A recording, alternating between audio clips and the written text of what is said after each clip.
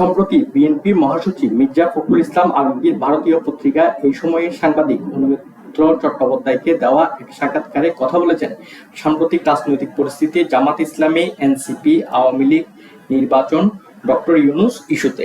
মির্জা ফখরুলের কথা, ফেব্রুয়ারিতে ভোট হবে, পিআর টিআর নয়। মানুষ যে পদ্ধতিতে ভোট বোঝেন সে প্রচলিত পদ্ধতিতে হবে বাংলাদেশের ভোট। জামাতও ভোটে আসবে।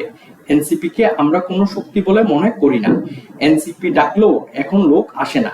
এনসিপি বিএনপির কাছে কোনো আসন চায়নি, তবে এনসিপির একমাত্র লক্ষ্য বিএনপিকে সরকার গঠন করতে না দেওয়া।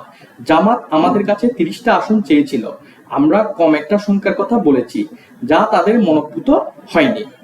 জামাতকে আমরা আর মাথায় উঠতে দিব না। তারা যত না বড় শক্তি, আমরা অকারণে তার চেয়ে বেশি গুরুত্ব দিয়েছি। পিআর টিআর সবই বিএনপির উপর চাপ সৃষ্টির কৌশল। জামাত কিন্তু নির্বাচনের প্রস্তুতি নিচ্ছে। সেনাবাহিনী চাই, ডক্টর ইউনূস চাই, দেশের মানুষ চাই নির্বাচন হোক। আগস্টের 5 তারিখ নির্বাচনের দিন ঘোষণার আগের দিন রাতে ডক্টর ইউনূস ও সেনাপ্রধান ওয়াকারুজ্জামানের সাথে আমার দীর্ঘ আলোচনা হয়েছে। সেনাপ্রধান চান নির্বাচন করিয়ে বাহিনী ব্যারাকে ফিরুক। ডক্টর ইউনূস বলেছেন তিনি আর চাপ নিতে পারছেন না।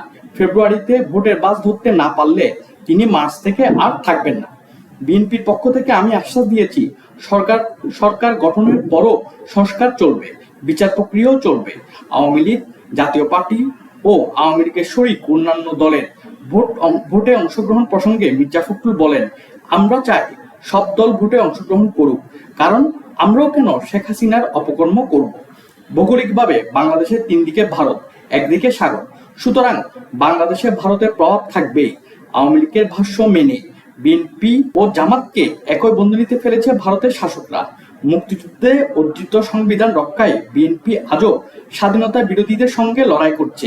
বামেরাও বিএনপির সাথে আছে। আওয়ামীর চশমা দিয়ে ভারত বাংলাদেশকে দেখেই ভুলটা করেছে, বাকিদের সাথে যোগাযোগই রাখেনি। বিএনপির পক্ষ থেকে আমি আশ্বাস দিচ্ছি, জামাতকে আর সুবিধা নিতে দেব না।